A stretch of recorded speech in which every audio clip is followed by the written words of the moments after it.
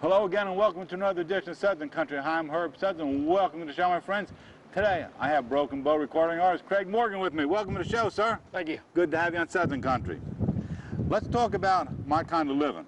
You produced it with your friend Phil O'Donnell. Yes, sir. It's your second album on Broken Bow. Correct. Third career album. Correct. Tell us what's on that album. Well, there's 12 songs. I wrote or co-wrote 8 of the 12. Okay. All the other songs that I didn't write were written by people that I write with or friends that I know. Well, talk to me about ballads, up-tempo, dance songs. I don't know. Dance songs? Yeah, no, it's about 70% up-tempo. Okay. I did something a little different on this record, try to keep it up-tempo. Okay. And the ballads, short of That's What I Love About Sunday, Yeah. are songs that I wrote. Okay. You know, the title of the song truly encompasses what that album, the title of the album Right. encompasses what that album's about. All the things in that album are my kind of living. All right. You write from experiences? Oh, yeah. Right. I think any good writer does. You draw from your own personal experiences. Let me ask you, I was thinking about this before. One experience, oh, there goes. One experience. How many songs can you write from one experience in your life? Oh, I think it's, you know, you can create a whole lot of stuff off of one idea. Okay, I don't know. I'm not. That's pretty interesting because everybody has to. In other words, you have to live it to write it to perform it. Is what you're saying? You don't have to, no. Okay, but I don't think so. I've never been homeless, and I wrote Almost Home. Okay, there you go. All right, so you don't have to do that then. No. Okay, that's pretty interesting. What's what I love about Sunday? 5 weeks at #1, huh? How'd it feel to have a #1? Exciting. Exciting, huh? Where were you when you heard it was #1? I was in D.C. I was up there doing a show for the Secretary of Defense and America Supports You. Okay. A program that we support. And the record label called me and told me that we were going #1 that morning. Now that'd be pretty cool. Yeah, it was exciting. Just a quick question. Where were you when you heard your first song ever on the radio? That was it wasn't a setup by a DJ or something. Oh yeah, it was at home in Dixon, the AM, little AM station. Yeah. And you just sat there and played and heard it, huh? Sit there and listen to it. Cool, huh? Yeah, very cool. Feeling, huh? Hey, I want to let you know that I just read that What I Love About Sunday, 5 weeks, longest time an independent label was ever on the chart since 1977. Yeah. That's quite an accomplishment, man. I know. Yeah. I had no idea. That's quite an accomplishment for you. Yeah. And you're letting the people know that independent labels can have stars too, because look what you just did. You know, you were right up at #1. You were Atlantic, and that was unfortunately folded back in what, 2000, huh? Yeah, Atlantic. Yeah, that was unfortunate. Well, actually, they closed their doors in 2001. Okay, and you were just starting out then. Yeah, I've been on the label for about a year and a half, and the label shut down. And had to put a little air out of your balloon, huh? Not really. I didn't really care. Didn't care, huh? Move on. Nothing but a thing. That's right. No, that's it. Don't sweat the small stuff. That's right. Yeah. And you went to Broken Bow and you had I Love It out, huh? That's right. Album I Love It had the first single off of I Love It was Almost Home. Yep. Which was a big, huge hit. One of the biggest songs of the year. Still one of the most played songs. Wow. And recurrence. And then we had a couple other songs up there that were top 30, top 20 that did real well. And then we moved on to the new album, My Kind of Living. Nothing wrong with that. And all those albums you had, you wrote most of the songs on it, huh? I did. How have your albums improved since the first one, your self-titled album with Atlantic? Well, I think I'm writing better. Are you? I think anything else you do, you should get better, or you need to change your job. Well, that's true too. But but sometimes you think you're okay, and then you just go along without really progressing. Yeah, I think we're writing better music. It's obvious we're writing better music. We're getting more response from the songs we're writing. I think our production quality is better. You just learn. We've learned a lot as we've gone along. So. Do you think the fans will see the difference in your writing? Oh, I think that's obvious. They already do. We're getting so many emails and letters and stuff that it's obvious. I read an article where you write 4 or 5 songs a day. Used to. Get out. Used to, not anymore. Wow. So all right, if you have to write 4 or 5 songs a day, how fast was the fastest song you ever wrote? I wrote Something to Write Home About, which was that was my very first single. Yeah, that was my very first single out on radio, and we wrote that song in 45 minutes. Wow. Let's put you to work now. Sure. What video you want to put in? Redneck Yacht Club? Redneck Yacht Club. That's a great video. Tell the people something that they won't know during the taping of that video that they won't know unless they listen to you right now. Something unusual.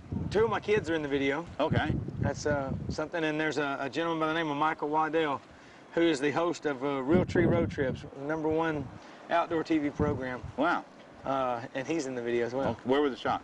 Percy Priest Lake, Nashville, Tennessee. How long did it take you to do it? One day? All day. We started about 6 and finished about 9 that night. Okay. People you write about are people that you have been around for a long time, and that kind of person never disappears, the kind of people that you write about. Is that a true statement? I think it's true, yeah. They don't go anywhere. They're always there. They're always there. It's the same. Hey, 10 years in the military, huh? Almost 11 of active duty. Wow. Wow. Where did you travel during your travels? It's easier to say where I didn't go. All right. Where? No, I've been in 27 different countries. Wow. I've been in every state in the United States. Wow. In my travels. So. Military, huh? Wow. What conflicts were you involved in? Did you ever I was in witness Panama in 1989 for Operation Just Cause, and I was assigned to the 82nd Airborne Division during Desert Storm. Wow. You were over there, huh? Desert Storm, huh? Yeah. Wow. What was the most memorable experience you had on the military? The heat. I remember it being hot over there in Iraq. Wow. Horribly hot. Those guys are doing it now over there again. Absolutely. Yeah, they're doing it there so that we don't have to do it here. Keep it over there. Absolutely. You know? Yeah, I agree with you there. I agree with. Would you do it again? 10 years in a heartbeat. In a heartbeat. What rank were you? E6, promotable to E7. Okay. You write about any of those experiences in your music? I had a song on my first album called Paradise that talked about my time in Panama. Once you got out of the military, you attended writers' nights. Yes, sir. What did you learn from writers' nights? How did you? I think that the key thing for writers' nights was a chance to network with a lot of the other writers, singers, producers, whatever. All these people came to these things, so it was a chance to meet all those people. The transition for me was simple because my last few years in the military, I was doing all that. Right. You were entertaining in the military too. Yeah, when I had time off, I would come to Nashville, go home, and write and try to spend some time with those people. So I think the key thing and the important thing for those writers' nights is the networking. And you did demo sessions too, huh? Oh yeah, that was for the money. Yeah, that paid the bills. There you go. Who do you demo for?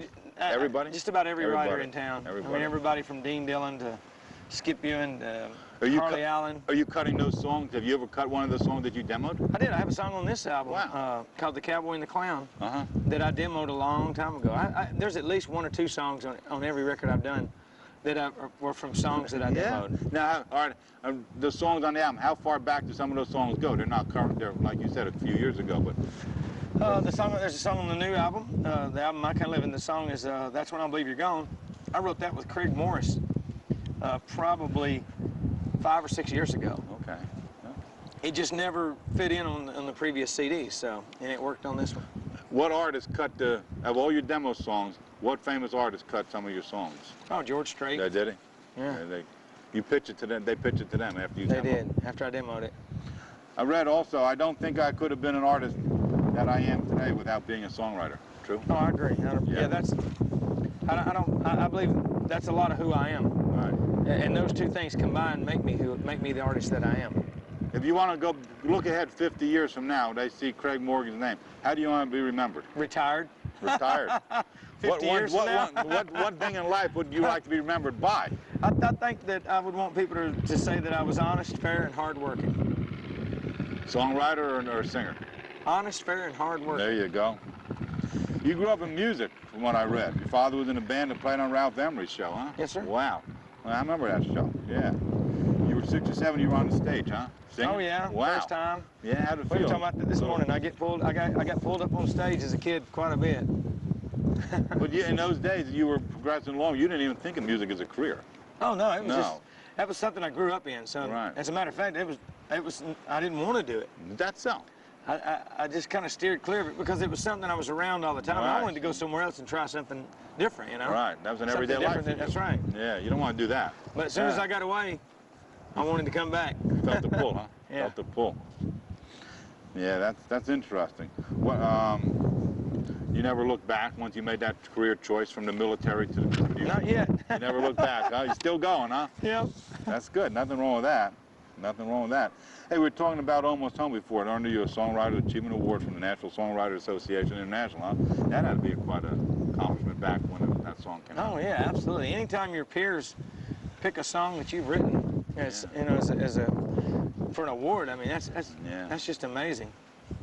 I read where the word, it was on the top of the charts, Billboard's heat seekers. What's heat seeker? I didn't understand that one. I never heard that word before. Is that a I don't really know what it means either. I think it just means that we're destined to do well. That song is, according to them. I never heard that word. That's why I'm asking you, you know, that term for any kind of, you produce your own records, huh? Yes, sir. What's the job of a producer on a record? What do you have to do? Everything concerning the album, from coordinating the musicians, the studio, lining all that up, all the way to the catering that's taking place, and handling the budget, ensuring that we stay within the budget.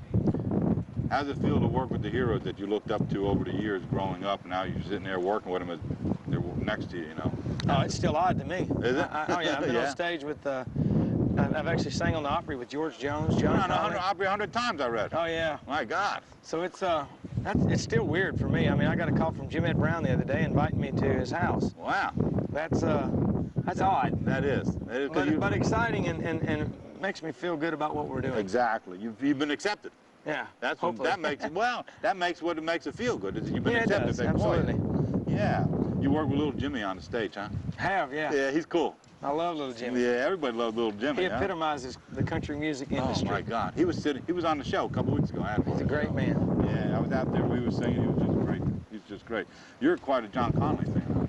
Huge John Conley fan. He was here too a couple weeks ago. Yeah. I interviewed John out in the same place that Little Jimmy about 2 weeks ago yesterday. John is probably my favorite all-time singer. Wow. Yeah. Yeah, he's quite a guy. His stories really tell the story, man. Oh, yeah, he's got quite a background. Yeah, he's quite a guy.